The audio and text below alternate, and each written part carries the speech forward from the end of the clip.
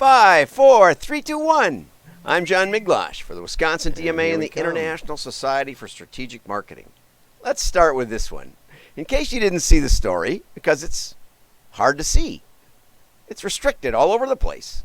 It's actually not. The link to the New York Post story, if you can get the link, is readily available. I'm not giving you the link. Go get it yourself. Why should I get banned from Twitter and Facebook? But anyway, I just wanted to see the cover, and I thought that would make a nice intro thumbnail for my video over on YouTube, and people will think this is what I'm going to talk about. And I will, We're going to talk about it from a marketing perspective. Now, I actually did have, good morning, thanks for the thumbs up. I actually did have, on a previous post, I did have someone say I should be prohibited from LinkedIn. So I just want you to know that this is dangerous content. I'm a dangerous guy, and one of the viewers actually said that LinkedIn should prohibit it. I don't know quite why. He didn't really elaborate.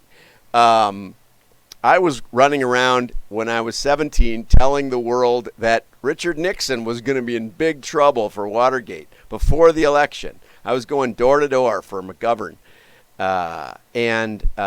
Just guess what? In those days, I think the Republicans were better at suppression. Now, it's not the Democrats, it's Twitter and Facebook. So it's a little bit exciting today. It's very exciting, and let's talk about it a little bit.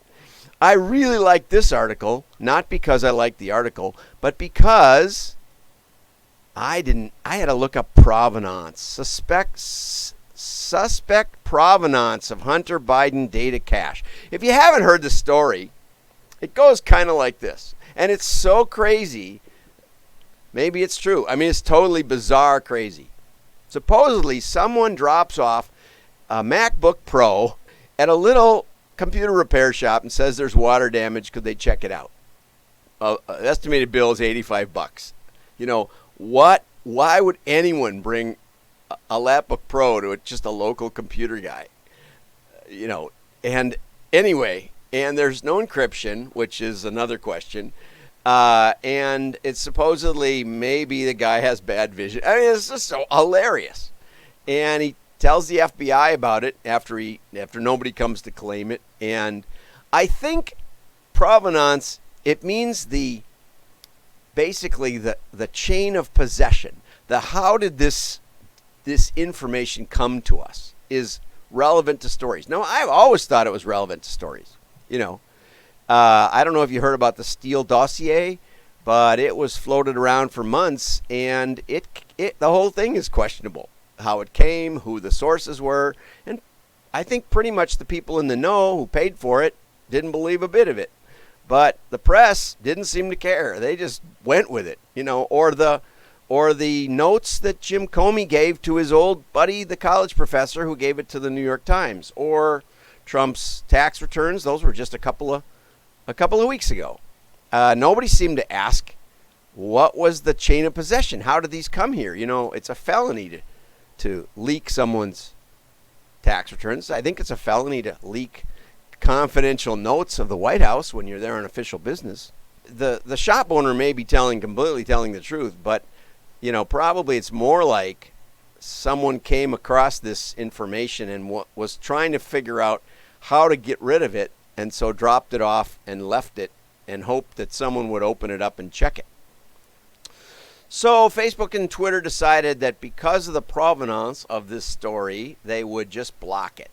And the amazing thing is they can do that. Tech Briefing, this is Martin Piers. He says, there's no question that Facebook and Twitter face an extremely difficult task trying to keep misinformation from polluting their networks. I don't know if that's even their job. From what I read of their defense standing behind Section 230, they say we don't have any business editing or censoring. Now, with certain exceptions, if a crime is being committed or if it's child pornography or something like that, they do have an obligation to do that. But excluding those two areas, which this isn't clearly one, but it goes on, particularly now in the weeks before the election, and doing so without upsetting either Democrats or Republicans is downright impossible. I agree. But the companies didn't do themselves any favors deciding to clamp down on distributions of a New York Post story. I mean, this is actually a published story, right? Anyone attempting, I saw one story where they said, well, very few news outlets are confirming that this is true. Since when does that happen? And we didn't hear anything from the Biden campaign about the story being false, except that the supposed meeting that was revealed with the Burisma board member, I think, wasn't on Joe's calendar for that day. So that means it didn't happen. Anyway, it's so funny. If you haven't spent a lifetime in politics, you might be shocked by all this, but nothing is a surprise. Anyone attempting to retweet the story got the message. We can't complete this request because this link has been identified by Twitter or our partners as being potentially harmful. Here comes a good point. It's not clear who it's harmful to other than the Biden campaign. Meanwhile, a Facebook spokesman, Andy Stone, tweeted that Facebook was reducing the story's distribution on the network while it was fact-checking. What's next? Will Facebook fact-check the New York Times? And this morning the Washington Post had an article that said Joe Biden did not get the prosecutor, the Ukrainian prosecutor, fired. Well, he absolutely admitted to getting him fired. I guess the story went on to say that he did it for, he got him fired because he wasn't pursuing corruption hard enough. Whereas the prosecutor says he was pursuing Hunter Biden too hard. And, that remains to be seen. I don't know the answer to that. In Ukraine, probably anything's possible. But I do think that it's stunning that they can just make statements and no one seems to fact check that. But anyway, sure, the Post, it may not be the most reliable of newspapers. The story itself about Hunter Biden introducing his dad to a Ukrainian businessman might not pass muster at another publication, but then no newspaper is always reliable. Remember the New York Times coverage of Iraq's weapons of mass destruction. The supposed reliability of a newspaper can't be the standard for a tech company in deciding whether it should step in and block distribution. I agree. That question is for the readers to decide, and that's the bottom line. And why do I talk about this? Because these are news outlets. These are a way to keep in touch. It's wonderful. But I do think there needs to be some kind of due process because we all put a lot of time and effort into our content and our followers and engagement. And, LinkedIn, I think, is wonderful. It seems like anybody can take it away. So now let's get to the meat of the program. Let's talk about TikTok because Facebook and Twitter obviously did their thing. And this is Mark Ritson, who I always point to when I want some inspiration. And Mark says it's really nothing new.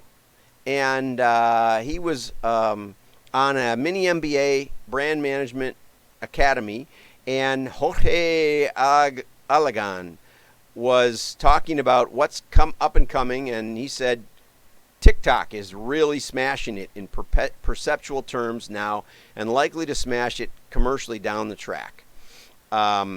He said Facebook should be worried. On TikTok, people are spending 66 minutes a day, whereas they're only spending 46 minutes or something on Facebook. And only 36 minutes on Facebook, and Google 43 minutes.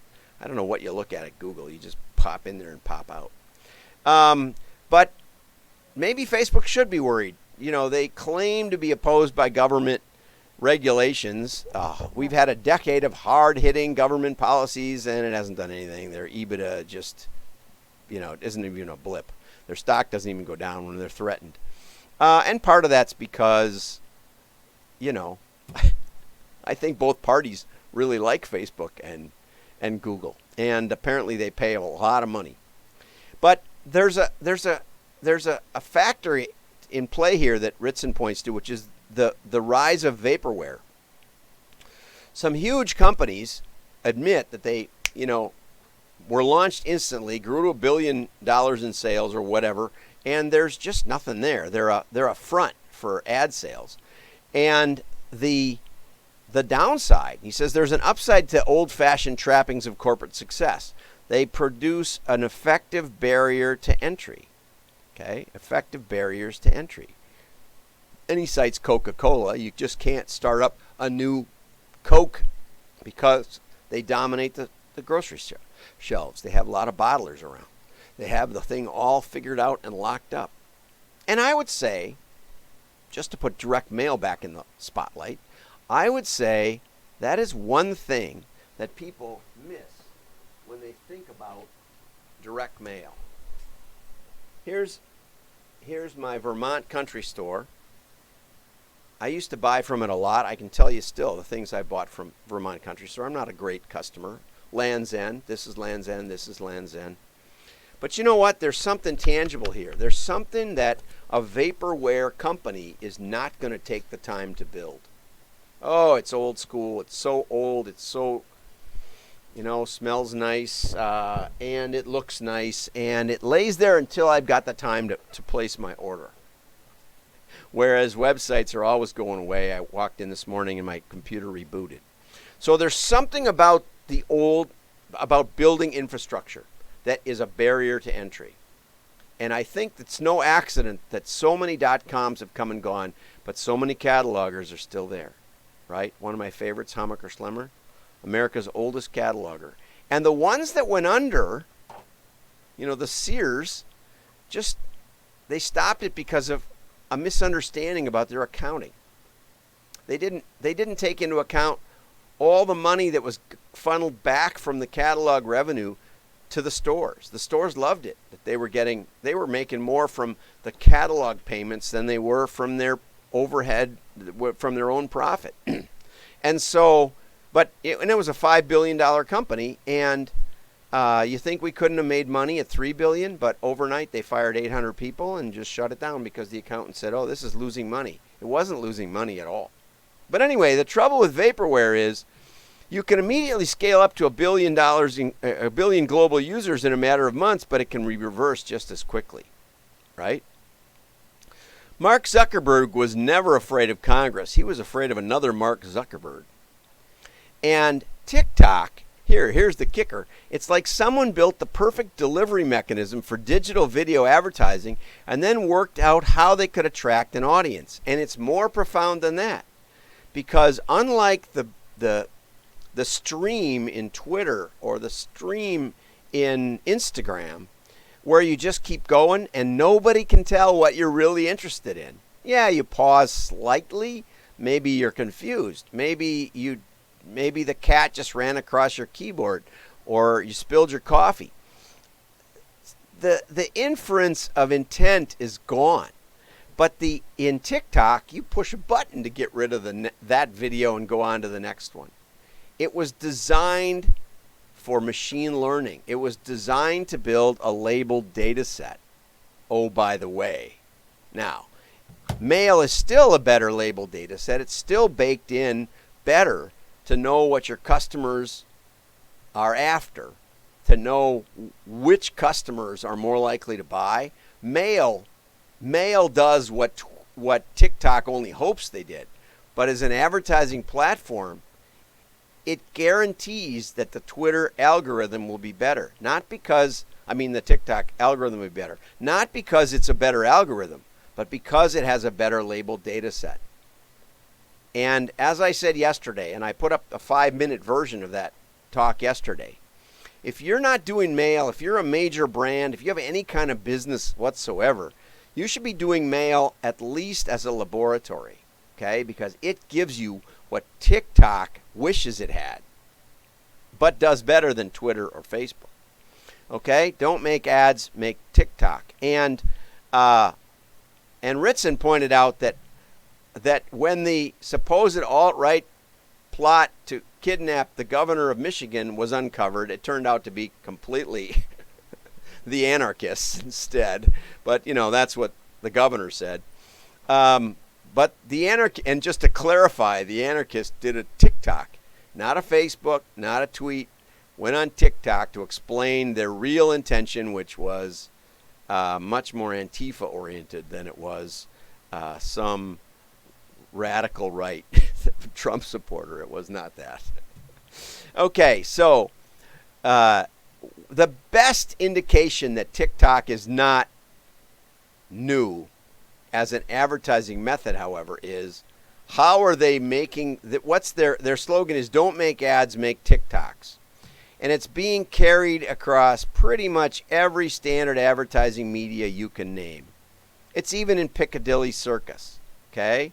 So for heaven's sakes, and it's just like Google and Facebook, the hypocrisy of claiming the traditional model is dead while spending billions on the traditional model to read out the epitaph would be remarkable, were it not so well established.